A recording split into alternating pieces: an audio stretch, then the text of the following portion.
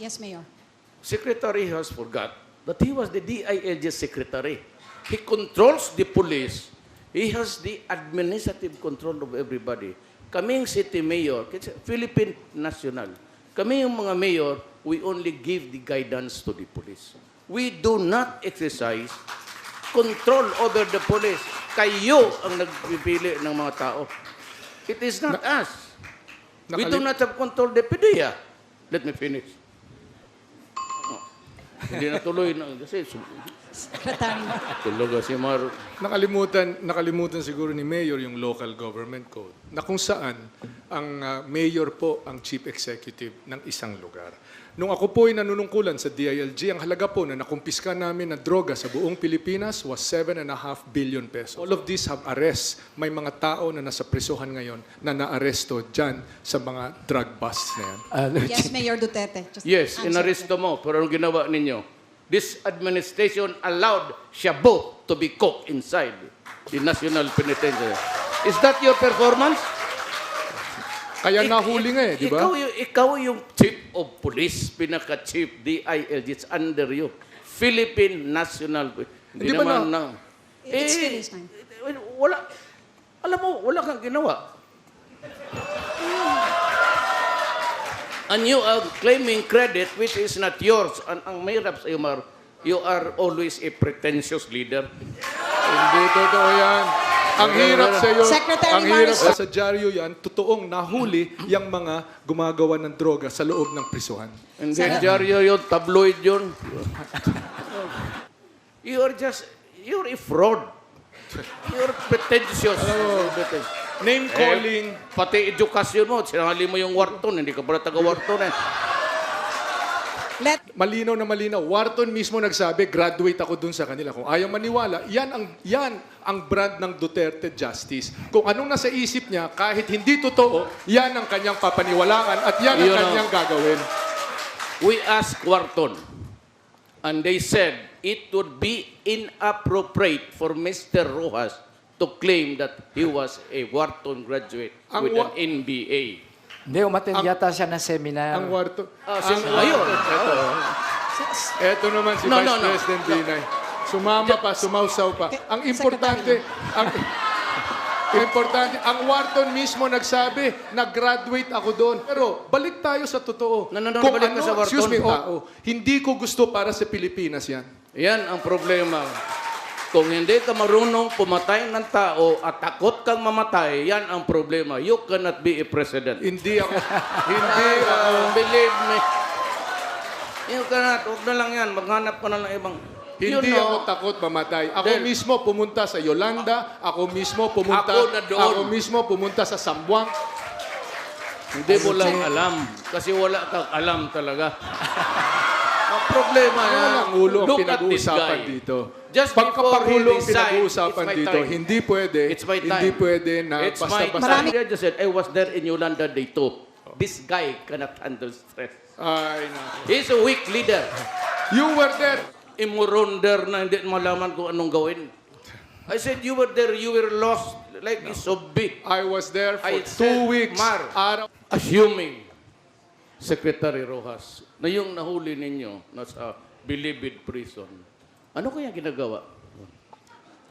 Ang Bilibid ho ay nasa ilalim ng Department of Justice. Abogado po kayo. Alam po ninyo Kasama yan. ka sa administrasyon. You are the apologist of this administration. I'm not the apologist. You answer me. Proud ako sa na-accomplish nitong administrasyon na ito. Perfecto ba kami? Hindi. Sabi ko, anong ginagawa sa Muntinlupa? Di simple, nagluluto ng shabu hanggang ngayon. Your concern is human right. Mine is human life. Bakit naman nila ayaw tayong magsama sa isang kwarto? Pwede na ba? Nagtataka din ako eh. Ikaw ata nagsabi, huwag mong ipapasukin si Duterte dyan. Nauna ka sa akin dito. Yung convoy mo, sinusundan ko. Pero Ako maski na sino makasama ko sa kwarto, basta matino. ako na yun.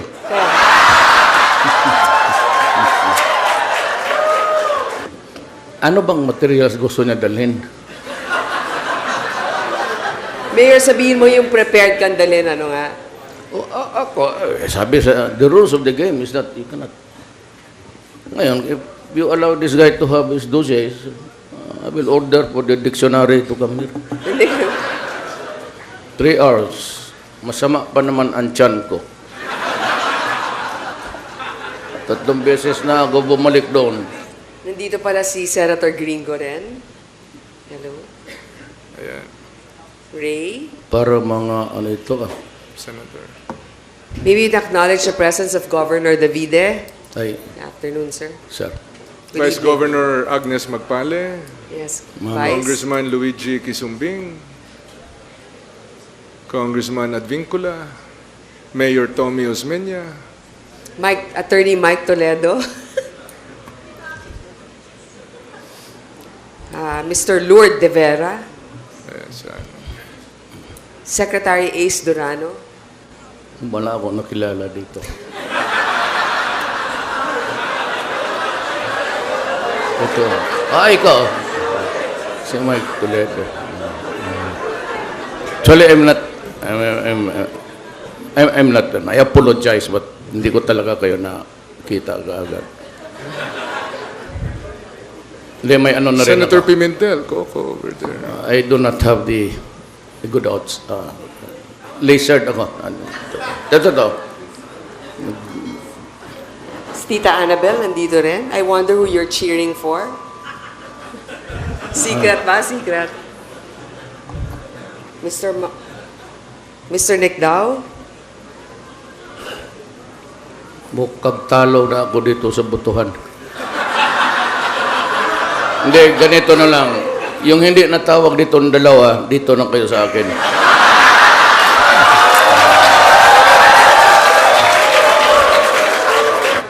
All of you guys who are not mentioned, side with me. Bago lang ako nagpa-laser uli. Back job. Last time was when I was a congressman. Totoo. Kaya mo pula. It is said that the greatest fear is fear itself. So what do you think is happening? Fear? There's somebody there who's fearful. Pero nung nadinig ko nandito na kayo, naunahan ako ng dalawa, lumabas na rin ako. Baka mahuli ka, ha? Sabihin na natin, Mayor, bakit? Ano yun? Gusto mo bubugin natin? Ha? Ikaw, tara. Tara.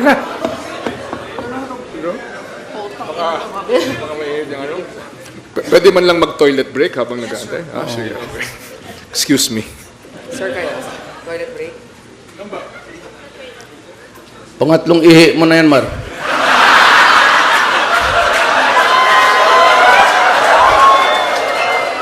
Pagka gano'n, na-nervyos ba niyan? Ngayon po, Ginong Vice President, sabi po ninyo may mga dokumento kayong gustong ipakita. Kung alam ko naman pala na pwede ako magpakita ng dokumento rito, di dinala ko sana yung COA report.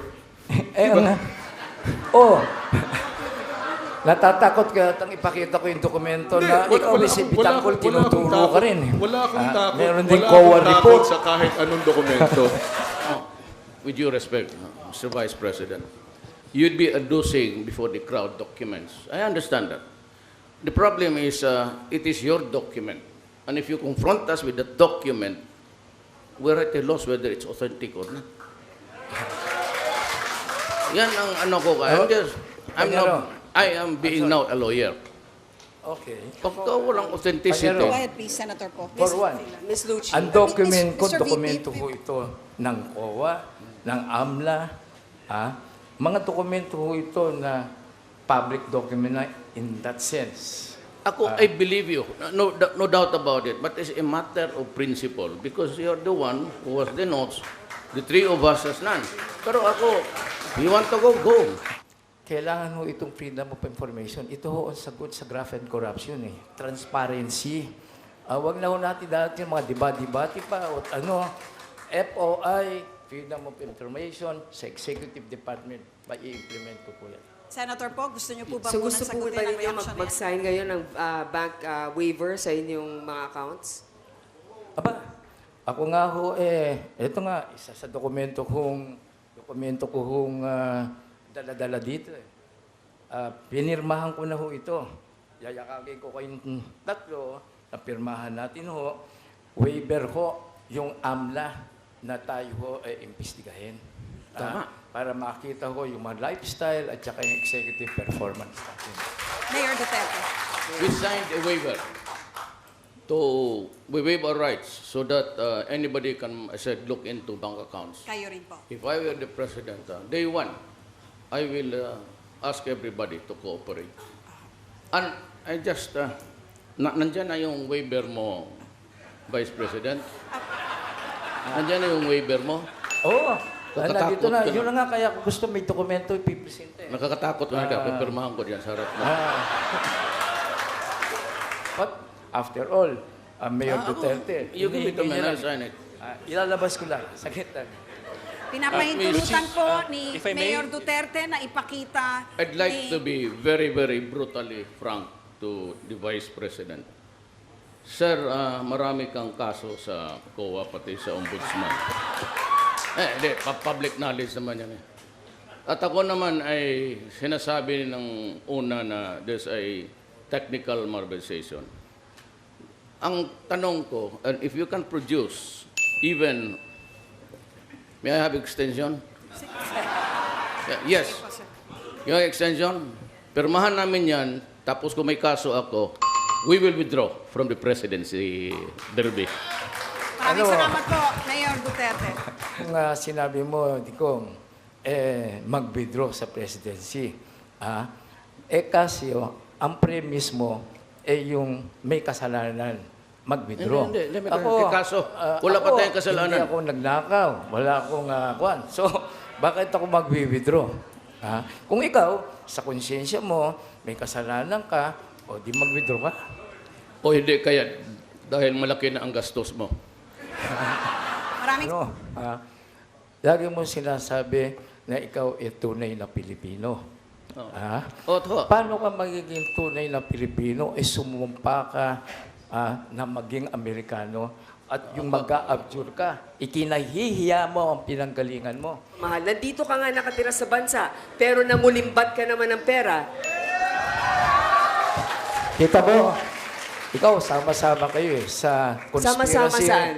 Sa conspiracy to demolish Kami walang my pera, Pwede wala ba? kaming Ako rin naman ang makinarya. magsalita. Ikaw may pera, ikaw may makinarya. Hindi ka tunay na Pilipino kasi O, hindi ikinahiya mo, sinabi mo when you took your oath of allegiance for you to be naturalized as an American citizen, I abjure, kinahihiya ko ang pinanggalingan ko. Mayor Binay, ikaw mismo ang nandito nung bumalik ako dahil namayapang aking tatay. Kaya ako tumatakbo para magkaroon ng oportunidad at hindi manatili dito kahit walang oportunidad at magnakaw lamang. Ang issue, ikaw ba tunay na Pilipino? Ikinahiya mo nga, ikinahiya mo.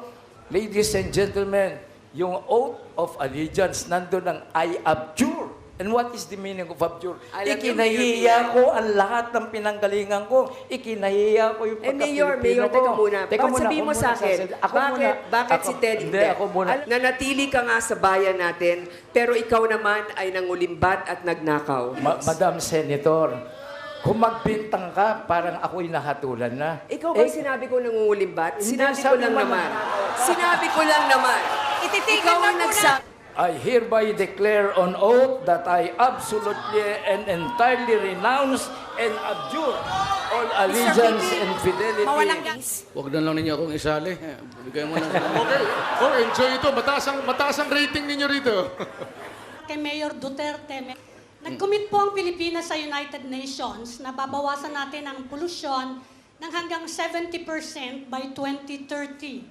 Pero inaprubahan ni Pangulong Aquino ang maraming coal-fired plants para sa energy security natin. Paano nating matutupad ang ating commitment sa UN habang tumataas naman ang dependence natin sa coal para sa ating energy security? I will answer you with this. Tayo, ma'am, we are told to comply. But the industrial countries does not. We only contribute 0.00 something to the carbon footprint in this planet. Sila ang ayaw. Tayo, they bamboozle us to obey. It's not fair. I'm not saying that coal is right, but I'm just saying itong United Nations and industrialized countries are really hypocrites. Gusto nila, bayaran nila tayo. O they supply us with hydro, solar. Mahal yan. Ngayon kung idinadamay nila tayo at sila naman ayaw maniwala, and yet itong United Nations hypocrisy because they cannot enforce sanctions against those who are violating. Every day they're sprouting up so many coal-fired power plants. We only contribute, I said, to the footprints, carbon footprints, so very little. And yet, we are a growing country. We need to industrialize. We need energy. Sabi ko, susunod tayo. But you know, even climate change. Climate change does not have to be discussed. It is here. El Nino is the climate change. Kaya na yung mga lupa mo baski saan-saan, they're cracking up, even in Luzon. That's pollution. Yung climate change is already there. So what we should do is to do remedial measures. Pero wag lang tayo. Because we have noticed that those who are really into heavy industries are the first world countries. That is my objection to them. Secretary Pure Mark. hypocrisy. Secretary Mark. Ano tayo tapos come here and nagayaw-yaw about, and yet they cannot even suggest to their own government to stop it. Bala na, sobra na yan. Yes, ganito yan, ma'am. Al Gore came here, talked about environment, climate change. Bakit hindi niya ma-convince yung bansa niya? And why they cannot go to China and say, stop it? Why are they coming here telling us what to do? When as a matter of fact, we need energy to develop. We are just a developing nation. Mayor Duterte. Yes, it is a very sad commentary that actually, year after year, the appropriations are good. The problem is in the implementation.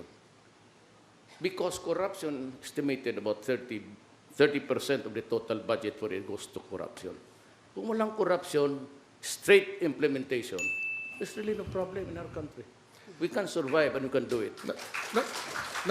Natutuwa ako na si Mayor Digong ay sinasabi niya yung aming motto na kung walang korap, walang mahirap. Yan ang ating ginagawa sa Daang Matuwid.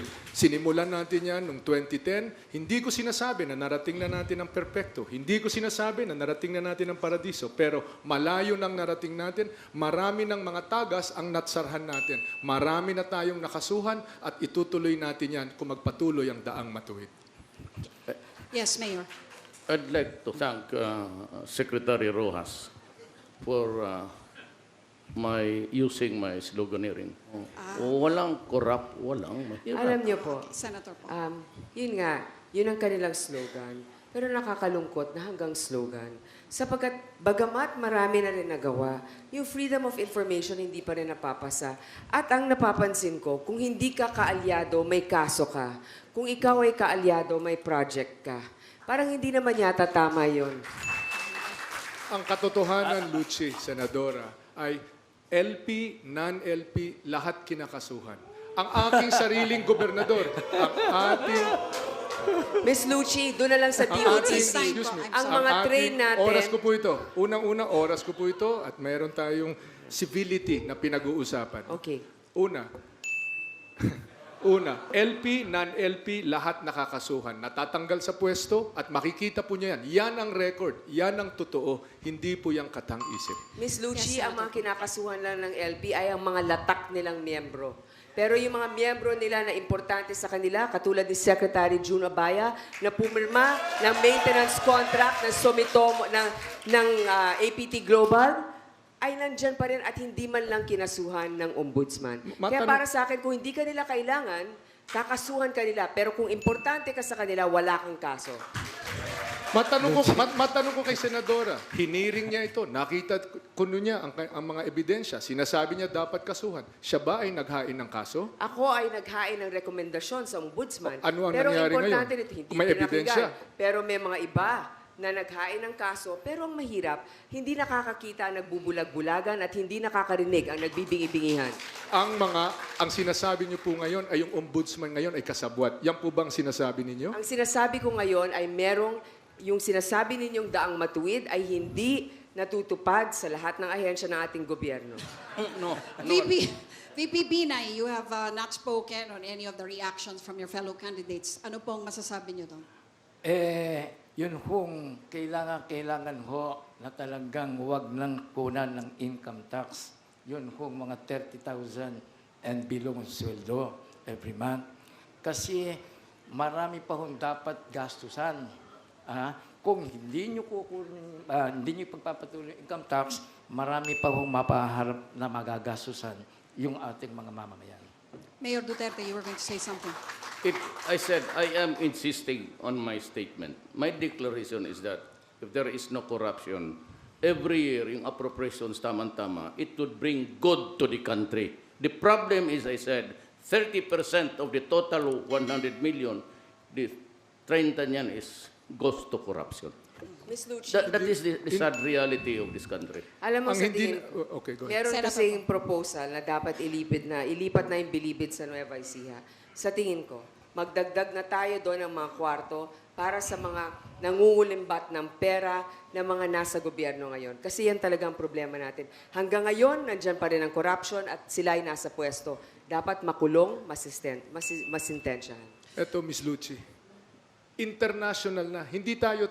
Hindi mga katunggaliko. International. World Bank, Transparency International, lahat ito, World Economic Forum, lahat yan ang nagsabi na ang Pilipinas ay malaki at malayo na ang narating sa paglilinis ng pamamahala, sa pagpa-file ng mga kaso, sa pag-aayos, pagsasara ng mga tagas ng ating pera. Hindi ko sinasabi na narating na natin ang perpekto, pero malayo nang narating natin at itutuloy natin ito. Tama, ikukulong natin lahat itong mga nagnanakaw sa gobyerno. Tuloy-tuloy ang paghihirap ng ating mga kababayan. Milyon-milyon pa ho, Mr. Rojas, ang naghihirap. So, huwag mong sabihin na maganda lang nagawa ninyo, etc., etc. Kung sinasabi ninyong walang mahirap, kung walang korap, dumadami nga ho ang mahirap. Kasi lagana po ang corruption. Kasi yung mga kaalyado mo, katulad ni yung mga naglanakaw doon sa minahan, nandyan. Hindi nahahabla. He gave a very short, there was a cut in his statement. Sino yung mga kasabat niya? The people are entitled to know. Sabi mo, sino yung kasabat ni Mar sa corruption? Sino nga? Alam mo naman, dahil sa Mindanao nangyayari yun. Yung mga sila Eric Gutierrez, yung mga Sir, with all due respect, Eric I will have to Gutierrez. stop this discussion here. Wala po tayong babanggitin na wala po dito ngayon. May kaso po, Lucci, ang anak po ni Vice President Binay ay may kaso. May kaso sa Sandigan Ang Bayan. sinasabi ni Napailan Lucci, ng kaso. May aktual yung na wala kaso. Napupunta na po pagnanakaw kasi sa mga politiko sa- sa Mindanao at nalilihis na po ng malayo doon sa 30,000. Kini ako pangutana para ni Secretary Mar. May almost 200 billion budget para sa rehabilitation ng Yolanda. Ngunit, nasa 90 billion pa lang ang na-release, sabi ng DBM.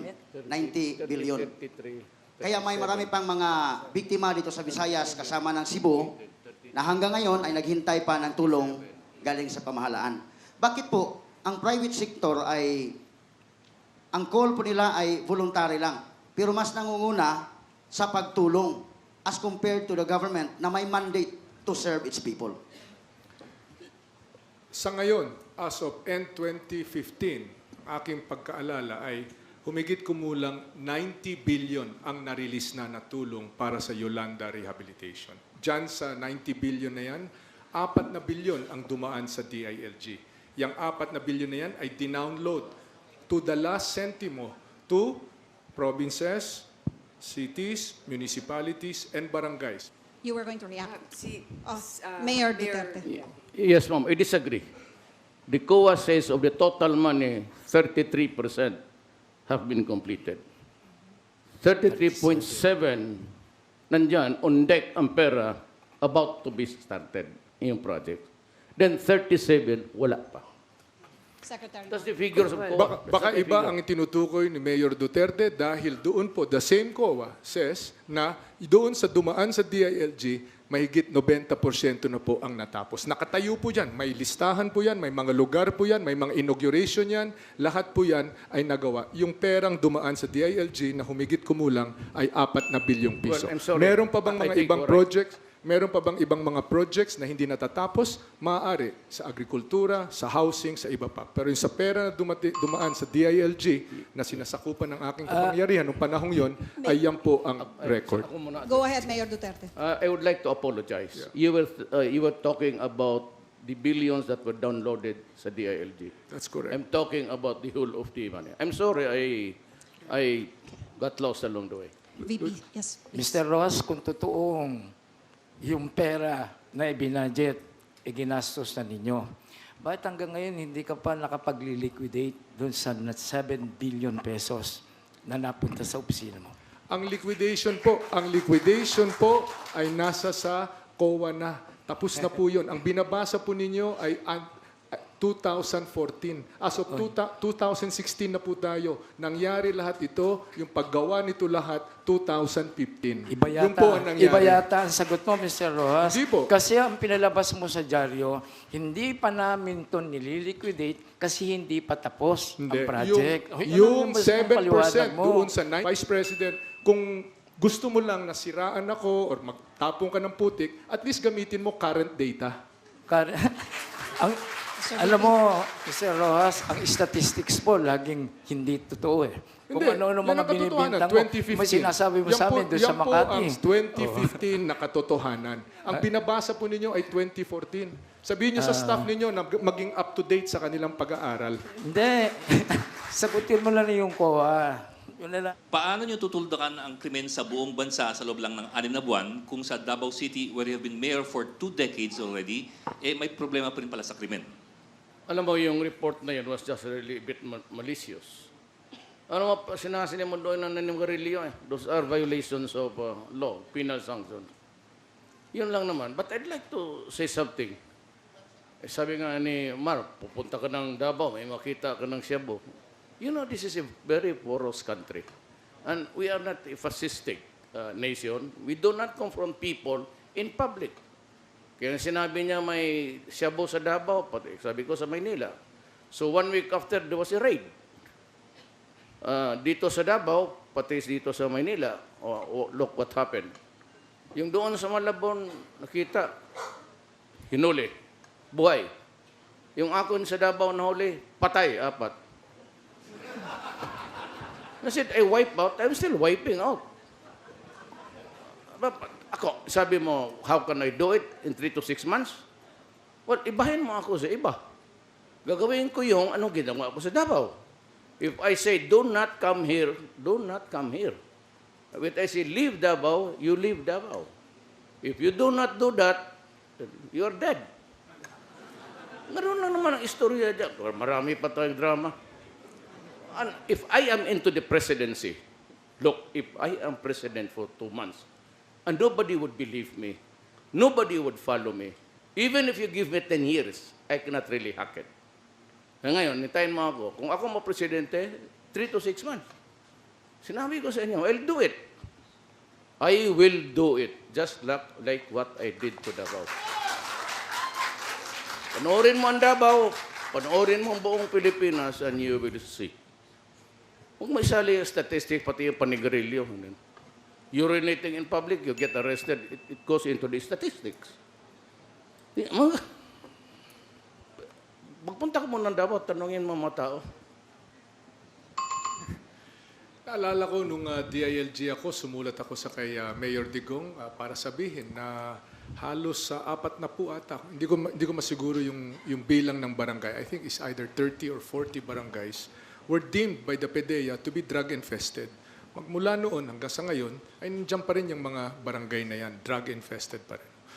Hindi ko kini-question ang kanyang pagnanais na tanggalin ang droga sa Davao o sa buong Pilipinas. Ang kini-question ko, yung kakayahan na magawa ito in 6 months. At hindi basta-bastang mangyayari ito. Yes, Mayor. Secretary has forgot that he was the DILG secretary. He controls the police. He has the administrative control of everybody. Kaming city mayor, Philippine national, kami yung mga mayor, we only give the guidance to the police. We do not exercise control over the police. Kayo ang nagpipili ng mga tao. It is not us. We do not have control the PDEA. Let me finish. Oh, hindi na tuloy na kasi Secretary. tulog si Maru. Nakalimutan siguro ni Mayor yung local government code na kung saan ang mayor po ang chief executive ng isang lugar.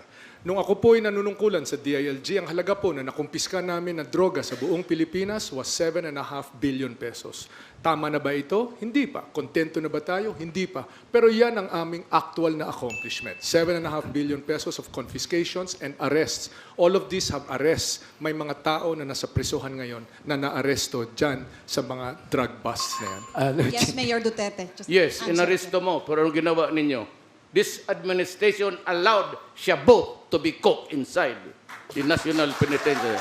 Is that your performance? Kaya nahuli nga di ba? Ikaw yung chief of police, pinaka-chief DILG, it's under you. Philippine National Hindi Hindi ba naman na- It's still his time. Wala. Alam mo, wala kang ginawa.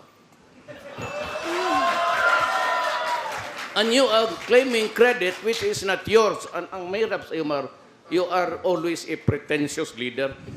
Hindi totoo yan. Ang hirap sa iyo. Secretary ang Mar hirap is sa iyo. talking. No, it's my time. It's my time. Oras ko Yes, na ngayon. your time. Ang hirap sa iyo, Digong, ay hindi mo sinasabi ang totoo. Ang totoo ay nahuli nga eh. Di ba nahuli? Kaya ginawa natin, nahuli yan. Kung pinabayaan namin yan, edi yun ang masasabi mo. Pero nahuli yan eh. Naaresto, tinigil. At patuloy ang ating laban sa droga.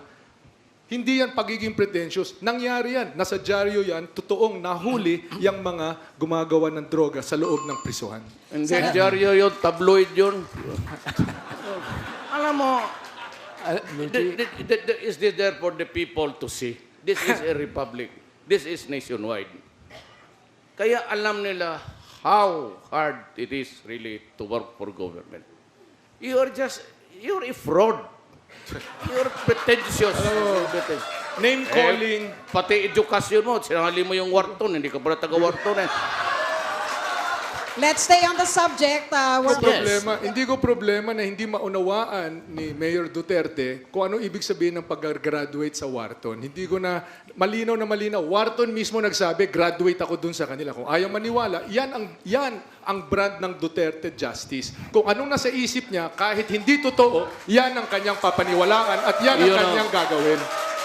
We asked Wharton, and they said it would be inappropriate for Mr. Rojas to claim that he was a Wharton graduate with an MBA.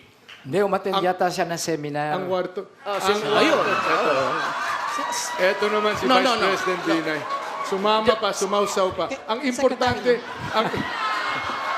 importante dito, ang Wharton mismo nagsabi, nag-graduate ako doon. Hindi, never ko sinabi na nag-MBA ako. Ikaw lang nag-isip nun. Ikaw ang nag-isip na hindi mo maunawaan kung anong ibig sabihin na nag-graduate ako sa Wharton. Pero balik tayo sa totoo. Balik ka sa Wharton. Excuse me, oras ko ito. Kung ano ang pumasok sa isip mo, serado ng isip mo, yan ang Duterte Justice. Wala nang katotohanan. Kung ano lang pumasok sa isip mo, pigit mata, gagawin mo, baka may mamatay pang tao. Hindi ko gusto para sa Pilipinas yan. Yan ang problema. Kung hindi ka marunong pumatay ng tao at takot kang mamatay, yan ang problema. You cannot be a president. Hindi ako. Believe me. You cannot. Huwag na lang yan. Maghanap ka na ng ibang. Hindi ako takot mamatay. Ako mismo pumunta sa Yolanda, ako mismo pumunta sa Zamboanga, doon ako tumira 3 linggo Tingnan para mo ano subaybayan nangyari. ng ating mga kapulisan at ang ating mga kasundaluhan doon. Hindi po ako takot mamatay. Ang aking ay hindi pwede na basta-basta tayong mamatay ng tao na walang proseso. Ang mga mahihirap lang ang pinapatay dyan. Sinong mga malalaking tao ang pinatay mo? Sino mga malalaking tao ang binangga mo? Hindi mo lang alam. Kasi wala kang alam talaga. Ang problema na, Patutsadahan You naman know, ito. Ito okay, ay pagkapangulo ang look at this pinag-uusapan guy. dito. Just Pagkapangulo before ang he resigned, pinag-uusapan it's my dito. time. Hindi pwede. It's my time. Hindi pwede na It's my basta-basta Maraming salamat po. patutsada. I just said, I was there in Yolanda Day 2. this guy cannot handle stress. Ay, nako. He's a weak leader. You were there. You were asking us for coffee and we were there accommodating you. Nandun ako, nagpapatakbo ng meeting. Nandun ang mga general, and nandun you- si Secretary Bolts Gasmin, nandun Secretary Dinky Soliman. On the second day, nandun ang Pangulo. Paano mo sasabihin na nawala ako doon? Nandun ako, I was the central player doon sa mga meeting na yon. Okay, Ikaw Mayor. ang nawala. Dumating ka doon, ilang oras, nagpa-photo op, umalis. Yan ang uri ng liderato mo. Among imuronder na hindi malaman kung anong gawin. I said, you were there, you were lost like a zombie. I was there for I 2 said, weeks. Mar. Araw-araw ako nagpatakbo ng meeting. May So, lahat tingnan ng mo mga ano tao, nangyari. may mga tao Okay, doon na Ses- Hindi walang galang eh. We'd like to hear from Senator Poe. nakikita ng tao kung sino yung walang galang. Ninyo, pag ako naging Pangulo, ang ilalagay kong cabinet member, yung naintindihan doon sa kanyang departamentong pupuntahan. Kagaya nito, si Secretary Rox, wala naman itong nalalaman sa local government. Hindi niya sinagot yung sinasabi ni Mayor Duterte. Sinasabi niya, hindi, nandun kami, mga pulis. Mr. Rojas, ang pulis po sa amin sa local government, supervision lamang. Wala po kaming control. Ang kapulisan po nagre-report sa mayor ng lungsod. Gayon po ang katotohanan, Vice President. Pangalawa, balik lang po ako doon sa sinabi ni Senadora Grace. Tayo po, totoo ito. Sa aking panunungkulan ng DILG, out of 946 na most wanted, nahuli na, may nag-o-audit dyan sa mga report na yan. Yang bilang na yan na 253 ay totoo. Bakit Yan ang hanggang ngayon, katotohanan sa problema nabilang pa sa rin ang Manila. riding and tandem, problema pa rin ang Kontento na ba nananakawan ako ng sa cellphone, 253? problema pa Hindi rin po. ang krimen sa ating bansa. Senator Kung Post, time totoong now. nabawasan na yan. Okay, Mayor Rodrigo. Assuming, Secretary Rojas, na yung nahuli ninyo nasa Bilibid Prison, ano kaya ginagawa? Ang Bilibid ho ay nasa ilalim ng Department of Justice. Abogado po kayo. Alam po ninyo Kasama yan. ka sa administrasyon. You are the apologist of this administration. I'm not the apologist. You answer me. Proud ako sa na-accomplish nitong administrasyon na ito. Perpekto ba kami? Hindi. Kami ang pinakaunang magsasabi, hindi kami perpekto. Pero 4.5 milyong pamilya na ngayon ang natutulungan nitong administrasyon nito sa 4Ps. Just answer me. 6.5 Pero milyong pamilya 25 milyong mga Pilipino ang nananatiling mahirap at 15 milyong Pilipino ang patuloy na Yan po ang nagugutom. ating My nagawa. Kung dati question natin ay is, 170 what are they billion. doing in papatigilin ko Muntinlupa? lang. Ako Okay, ang I tanong. think- Wait, Sabi ko, anong ginagawa sa Muntinlupa? Di simple, nagluluto ng Shabu hanggang ngayon. Maraming salamat po. Tayo po ay tutungo na sa susunod na issue Bagay mo dahil si meron pa Presidente. pong isang Mga kababayan, wala po kong itatanong kay Mayor Duterte kasi pareho kaming qualified to become President of the Philippines. ano pong sagot nyo dyan sa puri ni VP Binay sa inyo? Wala rin ho akong masagot. Mas qualified siya kaysa akin maging presidente. There are 4 of us here. Mamili kayo. As equally beautiful lady. Matagal na mayor kagaya ko. Si Sek naman. Sige, Giti. Gumawa ka rin. Hindi ka na kasi mabiro eh. Umiinit ulo mo. Really, it's not because there is nothing to answer. Except also to return the complaint by saying that he is more qualified than me to be president. Ang sagot po nyo doon, Mr. VP. Wala kayo. Hindi. Totoo yan. Totoo. Wala na iba. Magbiruan na lang. Ang naging sagot to, nagkamayan na po kami. Kayo po ang inatasan noon bilang DILG na mamahala noon sa Yolanda at pagkatapos naman noon ay dun sa Zamboanga Siege. At hindi lamang yon, bago noon kayo po ay DOTC kung saan nagdesisyon na palitan na ang maintenance provider, alisin ang Sumitomo at gawin ang APT Global o kung ano pa man yan. Sa lahat ng mga nangyari, may mga kakulangan. Tanong ko lang po, Secretary, hindi kaya yan ang dahilan kung bakit hindi kayo pinagkatiwalaan ng Pangulo na malaman ang operasyon ng Mama Sapano at mas pinili pa niya pagkatiwalaan Mahaba na po ang ang isang tanong. suspendidong officer katulad Senator ni General Alan Purisima? Ngayon, nabanggit po ninyo yung Mama Sapano. Napakalungkot na pangyayari po ito. Alam na alam ko, mahusay po at close ang aming relasyon ni Secretary Bolts Gasmin. Pupunta lamang ako doon. Kaagad-agad, kung hindi ko pinagkakatiwalaan ng mga tao na naroroon. Chief, Mismo pwede ba ay kami pumunta- makapagsalita Kami, rin? wala na. Alam mo kasi, hindi buong katotohanan sa sinasabi ni Secretary Rojas. Yes, thank you. In this country, there is trouble everywhere. There's corruption, there's criminality, and the flooding of drugs, which is really instilling fear in us, in the government. But, you know, if you cannot stop corruption, you cannot stop criminality, and you cannot stop drugs. Why? Because some people in the government, not all, are into crime, smuggling of rice, smuggling of everything, smuggling of airplanes and all. And we just cannot grow. I hold it as an article of faith, I said, that no progress can ever happen to this country with these things around. I will try to suppress crime. I could not promise you heaven. I will try to stop drugs. And if President, I said, in 3 to 6 months, I will stop corruption in government. I have to provide security for the present generation and the coming generation who would take us into, I don't know where, but they would be now in command of society. We have to protect the children. We have to end crime. And I said drugs must be suppressed. And I will, all of my opponents, they have presented a program. I made short remarks, bullet remarks, because all of these are platforms. I can tell you now that I will provide leadership. Not only the platforms, but leadership. And maybe copy the best of their programs at ayusin ko. What's good in this program, Grace pati kay Mar, I will adapt it if it's good. And leadership, I will do it. Maraming salamat, Mayor Rodrigo Duterte. Dapat natin ipaglaban ang daang matuwid. Kung may kulang, punuin natin.